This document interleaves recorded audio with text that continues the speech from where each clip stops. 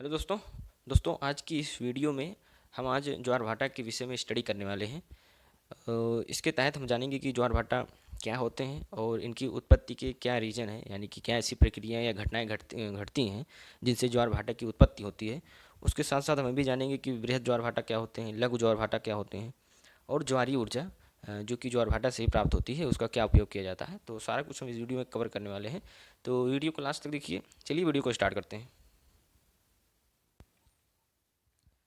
तो दोस्तों वीडियो को स्किप मत कीजिएगा, लास्ट तक देखिए, आपके सारे डाउट क्लियर हो जाएंगे। और देखा जाए तो ये ज्योग्राफी का टॉपिक है ज्वार भाटा।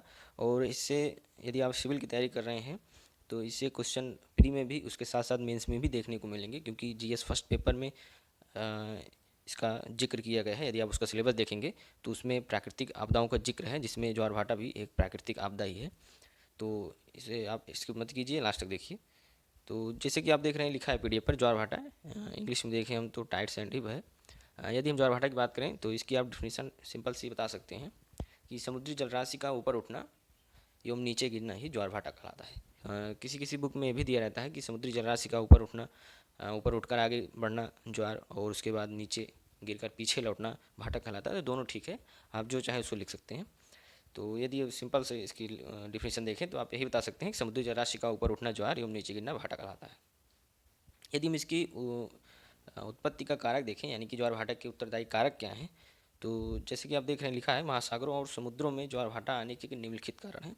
तो कुछ बेसिक से कारण हैं जिसके कारण ज्वार भाटा आते हैं।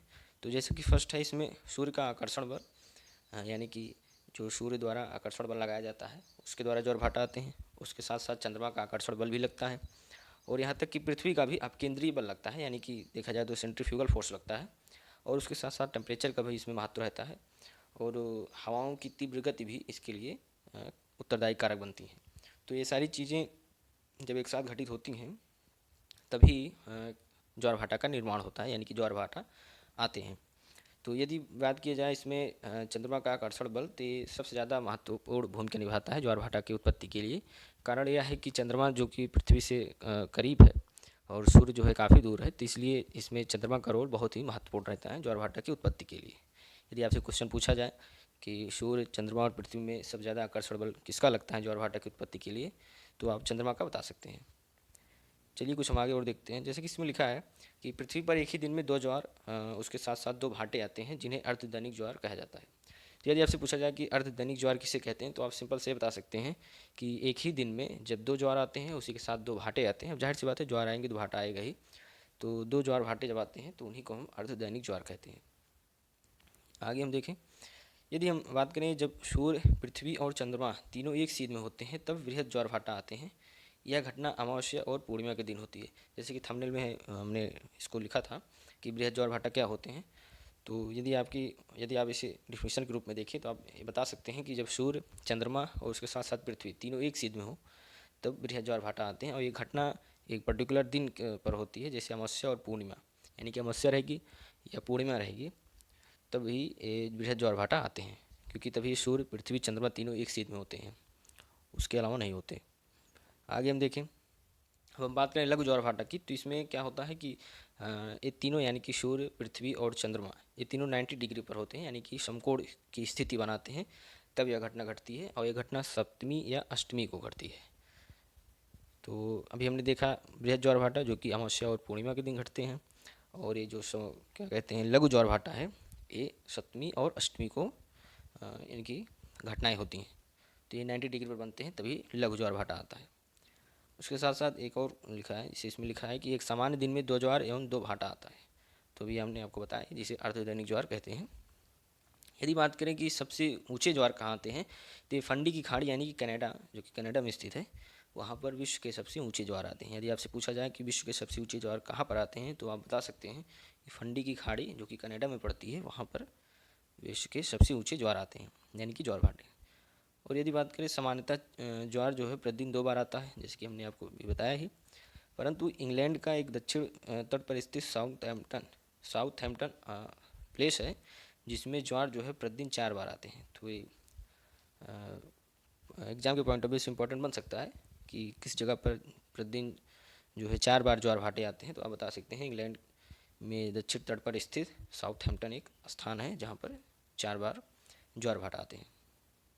यदि हम बात करें ज्वार भाटा के महत्व यानी कि लाभ की, कि ज्वार भाटा आने से हमारे लिए, हमारे दैनिक जीवन में इसकी क्या उपयोगिता है, इससे हमें क्या लाभ प्राप्त होते हैं, तो जैसे कि कुछ लाभ इसमें निम्नलिखित हैं। जैसे कि फर्स्ट है ज्वारीय ऊर्जा का उत्पादन। जैसे कि थंबनेल में हमने आपको लिखा था कि ज्वारीय ऊर्जा क्या है, यानी टाइडल एनर्जी। तो ज्वारीय ऊर्जा का उत्पादन होता है और इसके जरिए बिजली का निर्माण होता है, जो कि देखा जाए तो ज्वारीय ऊर्जा पर्यावरण के अनुकूल होती है, इससे प्रदूषण नहीं होता, तो एक बहुत ही अच्छा स्रोत है। तो यही ज्वारीय ऊर्जा है जिससे हम बिजली का निर्माण भी करते हैं। तो ये हो गया टाइडल एनर्जी। सेकंड है बहुमूल्य रत्नों की प्राप्ति, यानी कि जाहिर सी बात है, जब लहरें ऊंची उठती हैं तो अपने साथ बहुमूल्य रत्नों को भी लेकर उठती हैं, और जब वो तटों से टकराती हैं तो तटों पर बहुमूल्य खनिज पदार्थ छोड़ देती हैं, उसके बाद पीछे लौट जाती हैं, तो ये प्राप्त होते हैं। उसके बाद तटों की सफाई हो जाती है, क्योंकि तटों पर गंदगी उपस्थित रहती है तो लहरों के द्वारा वो सब साफ़ हो जाती हैं। उसके साथ साथ मछुआरों को मछली पकड़ने में सहायता प्राप्त होती है, क्योंकि मछलियाँ भी काफ़ी लहरों के साथ उठकर तटों पर आ जाती हैं, तो मछुआरों के लिए सहायता के रूप में होती हैं, कि उन्हें ज़्यादा मेहनत करने की आवश्यकता नहीं पड़ती। तो ये कुछ निम्नलिखित लाभ थे। अब हम देखते हैं इससे हानियाँ क्या होती हैं।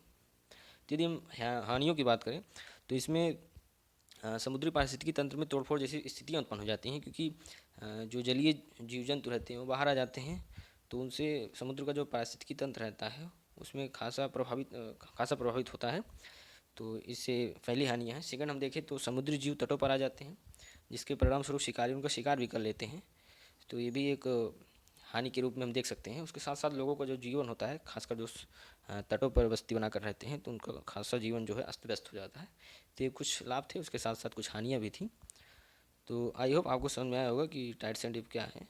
यदि आप ये वीडियो देख लेते हैं, उसके साथ साथ इसका स्क्रीनशॉट ले लेते हैं या कॉपी में अपने नोट कर लेते हैं, तो इससे और ज़्यादा कुछ पूछने की आवश्यकता नहीं है पेपर में। यदि हम बात करें ज्वार भाटा के उत्तरदायी कारक की, तो ये प्रीवियस ईयर में पूछे गए क्वेश्चन है। यदि आप प्रीवियस ईयर का क्वेश्चन देखते हैं सिविल का, तो उसमें पूछा गया था ज्वार भाटा आने के उत्तरदायी कारक क्या हैं। तो उसमें आकर्षण बल ना देकर उसमें दिया था कि सूर्य का गुरुत्वीय बल, चंद्रमा का गुरुत्वीय बल और पृथ्वी का केंद्रीय बल, तो एक ही चीज़ है। तो ये इंपॉर्टेंट है। जैसे कि मैं आपको दिखा देता हूँ, जैसे कि आप देख सकते हैं ये इंपॉर्टेंट है, क्योंकि प्रीवियस ईयर में आया हुआ क्वेश्चन है। तो इसमें पूछा था ये तीनों दिया था विकल्प के रूप में, कोड के रूप में था, आपको उसमें बताना था कि कौन से विकल्प सही है कौन से नहीं है। तो आई होप आपको वीडियो अच्छा लगा हो। ज्योग्राफी से रिलेटेड, हिस्ट्री से रिलेटेड मैंने और भी वीडियो बनाया है, जिसका लिंक मैं डिस्क्रिप्शन बॉक्स में दे दूँगा, आप उसको विजिट करके देख सकते हैं। उसके साथ साथ यदि आप सिविल की तैयारी करें तो इस चैनल को फॉलो अवश्य करें। चलिए मिलते हैं नेक्स्ट वीडियो में। Thank you for watching this video.